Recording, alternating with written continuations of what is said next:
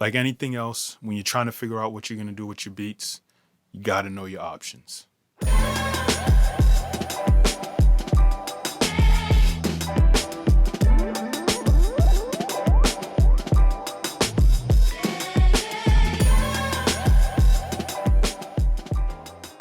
So in my last two videos, I talked a lot about what it takes to get yourself set up and started as far as selling your beats online as a revenue stream. But there's other options for you that you can use and take advantage of if you're trying to turn your beats into a means of income for yourself, right? There's different options. And if you didn't know about them and you still just have a lot of music sitting on your hard drive, or you're still in the process of figuring out what it takes for you to get better at producing, while you're doing that, it's definitely good for you to also know, once you feel comfortable with your music, what you can do with it. So one of the main options that maybe a lot of producers don't necessarily know about, or maybe think it's too difficult of an option, is sync licensing. And basically what sync licensing means is that you would have your beat placed in a television show, a film, a commercial, on radio. There's a lot of different options as far as sync placement goes. And what you essentially have to do is find yourself a music library or two or three, and or really get accepted into a music library or two or three. That is kind of the one thing with submitting your music for sync placement, is that there's a middleman in some way, shape, or form. So you need to get your music accepted into a music library, and from that point forward, that library will make your music available to music producers that work in television, that work in film, that work in radio, commercials, like I said. And from that, there's the possibility that your music could end up in any one of those mediums. There's other opportunities that you might get once you are accepted to the music library. They may randomly send you something to say that they need a certain type of beat for a particular show. So you kind of have to also be ready for that possibility. You don't necessarily have to accept those, but they're definitely options. And from my understanding, those usually tend to even pay out a little bit more. But either way, the reality is that is definitely another option that you have if you're trying to figure out what it is that you're going to do with your beats. Whatever I've learned, or a lot of what I've learned as far as sync placement, I've learned from Clint Music and the channel Sync My Music. Both of those are great resources. They provide you with tips of like how to structure your beat.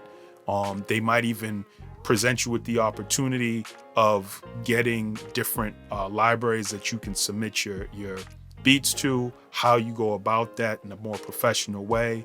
And just like I said, giving you different tips as to what you can do to possibly get into a library, and then what you would need to do after that.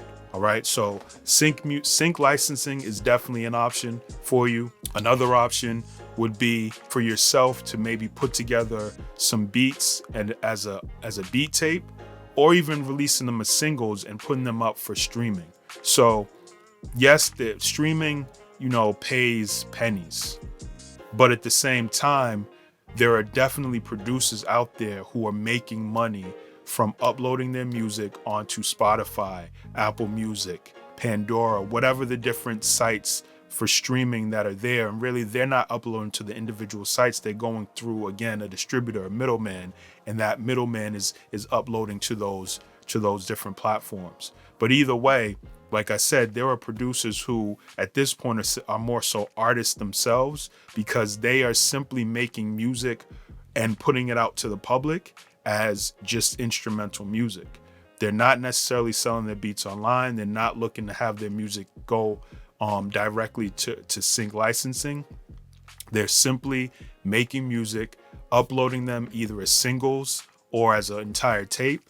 And what happens is, with a lot of these different streaming platforms, they might have their music picked up and placed in a different playlist that has a lot of different people that are regular listeners to that playlist. So if you're able to get onto one of those playlists where there are 1 million followers, that's the way that you're able to kind of be able to develop or have enough eyes and ears on your music so that you can have a legitimate revenue stream.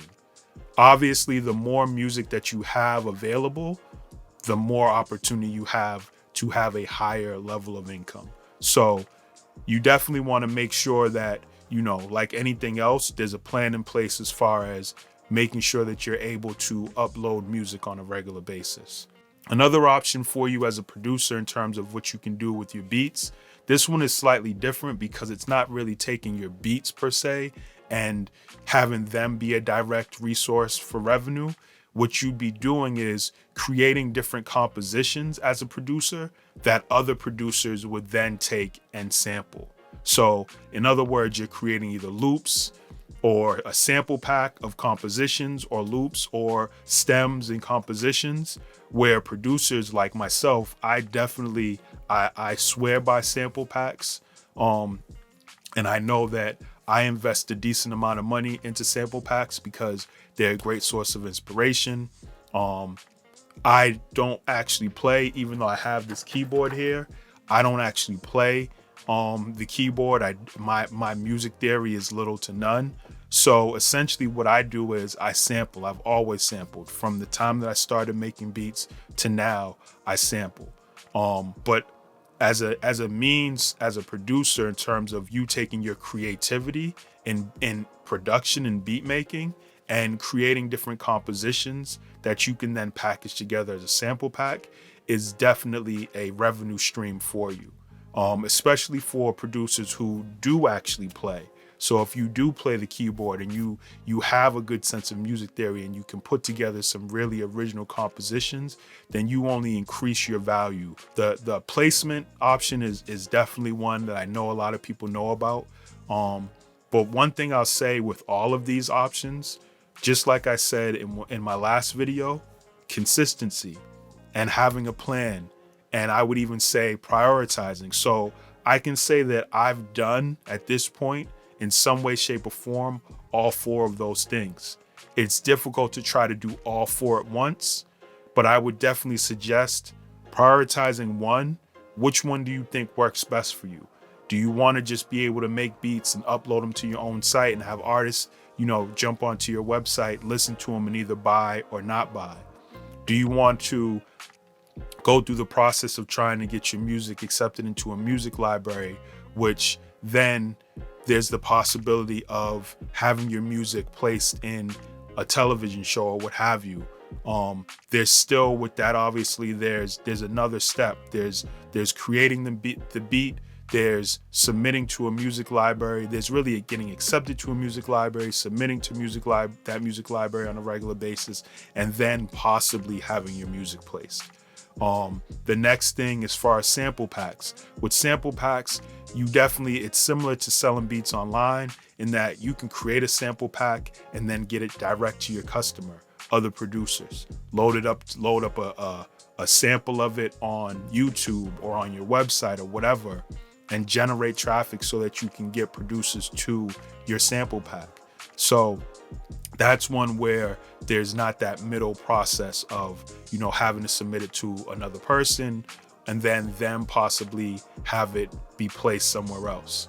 And then the other one would be beat tapes. Again, that's another one where I guess to a degree there's kind of a middleman, but not really, because once you've created your beat tape, it's just a matter of you deciding for yourself, are you going to choose to put your music, say, up on Bandcamp directly, where you pay, a monthly subscription and they allow you to put up as much music as you want. And the advantage to that is that you're selling the full beat tape and that money comes back to you with a small cut that would go to Bandcamp. Or do you just submit your music or upload it by choosing a distributor like DistroKid or CD Baby and having them place your music on all the different streaming platforms, that's internationally, what have you, right? There are those other options, right? But I definitely would say you have to be consistent. Again, being consistent, choosing which route you want to take, but then being consistent enough in making sure that you're creating new music and that you are putting out new music, so that as you are growing your catalog, new fans of yours have your catalog to go through. For me, selling beats online is the priority. It's the one that I started out with, so it just made a lot of sense. I put a lot of work into building that from the ground up, with the website and building up my catalog and marketing and all those different things. So it just makes sense for me to kind of continue to prioritize that first, and then after that I kind of try to work in, after having been accepted to a music library, I try to work in making sure that I'm submitting stuff to them as often as I can. And to be honest with you, this is why I say to you, it's best to kind of choose which one you want, because trying to do both is difficult. Trying to do all three or all four is difficult. So prioritize, manage your time as best as you can. But definitely know that there's different options out there as far as what you can do with your beats to turn your beats into revenue. With that being said, that's pretty much all I have for this video. Again, if you like the video, subscribe to my channel, click the like button, hit that notification bell, share it, all those different things. And let me know down in the comments what it is that you currently do, if you are doing one of those things, or if there's something that I didn't mention. Let me know in the comments. That way it can be something that maybe I can research for myself, or maybe research and maybe share out on another video later on. So again, my name is First Official. These are videos that I make to try to share my knowledge with producers who are also trying to start out on this process of turning their music into a revenue stream. I want to make sure that I can provide as much information as I can from my own experiences. So stay tuned for another video. Peace.